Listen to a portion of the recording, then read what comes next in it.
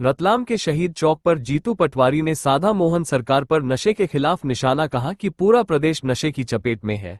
रतलाम में जीतू पटवारी ने शहीद चौक पर हुई आज रविवार को शाम 4 बजे के आसपास पत्रकार वार्ता में बातचीत में कहा कि पूरा प्रदेश नशे की चपेट में है। जब वे नशे के खिलाफ बोलते हैं तो उन पर हमले कराए जाते हैं। पटवारी ने आरोप लगाया कि एमडी और नशे का कारोबार बीजेपी नेताओं की मिलीभगत से चल रहा है। इस धंधे में शामिल लोगों के साथ कई बार बीजेपी नेताओं की तस्वीरें भी सामने आई हैं। उन्होंने कहा कि जगदीश देवड़ा, विश्वास सारंग, प्रहलाद पटेल और अन्य नेताओं की तस्वीरें ऐसे लोगों के साथ देखी गई हैं। पटवारी ने साफ कहा कि विपक्ष होने के नाते वे नशे के खिलाफ आवाज उठाते रहेंगे, चाहे इसके लिए उन्हें किसी भी हद तक क्यों न जाना पड़े। वहीं आगे मोहन सरकार पर निशाना साधते हुए उनके द्वारा बताया कि पहले मैं पहले बोल लूँ फिर इसका जवाब दीजिए। मैं पहले कर आप शुरू कीजिए। मैं रतलाम के जितने हमारे पत्रकार बंधु हैं उनका और मेरा पारिवारिक रिश्ता है आज से नहीं, पिछले 20 साल से। और सारे चेहरे लगभग ऐसे होते हैं कि देखता हूँ और ऐसा लगता है कि मेरे अपने हैं। मुझे आप लोगों की आवश्यकता है, आप लोगों की मदद की आवश्यकता है। लोकतंत्र में विपक्ष जब तक ताकत नहीं बता सकता है, जब तक हमारे परिवार के लोकतंत्र का चौथा स्तंभ उसका सहयोग नहीं करे। मैं आप सबसे प्रार्थना करता हूं कि मध्य प्रदेश में नशा अद्भुत और अकल्पनीय हो गया है। भारतीय जनता पार्टी के लोग नशा बेचने में लिप्त हो गए।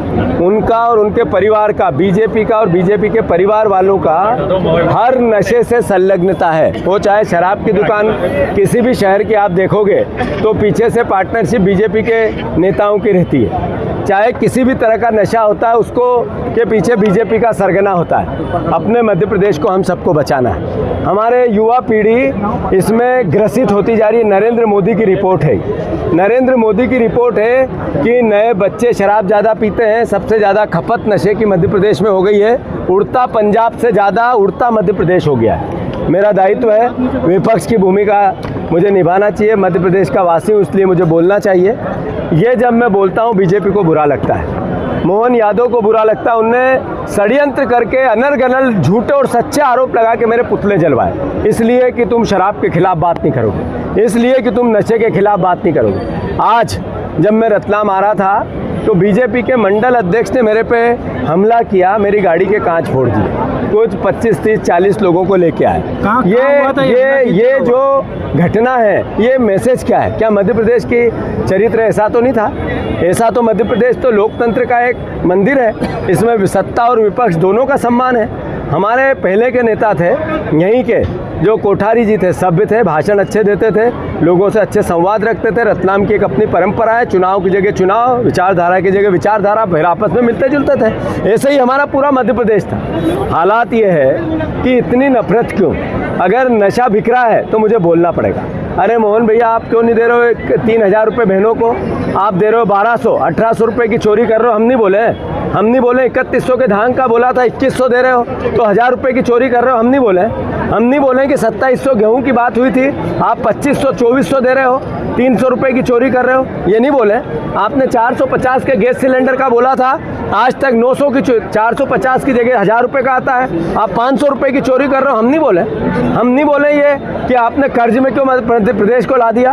हम ये नहीं बोले कि आपने नशेड़ी प्रदेश को बना दिया। अगर हम नहीं बोले तो कौन बोले? तो मैं आग्रह करता हूँ कि अगर मेरे पे हमला करके भी नशा कम कर सकते हो तो करो, मेरी हत्या करके भी नशा कम कर सकते हो तो करो।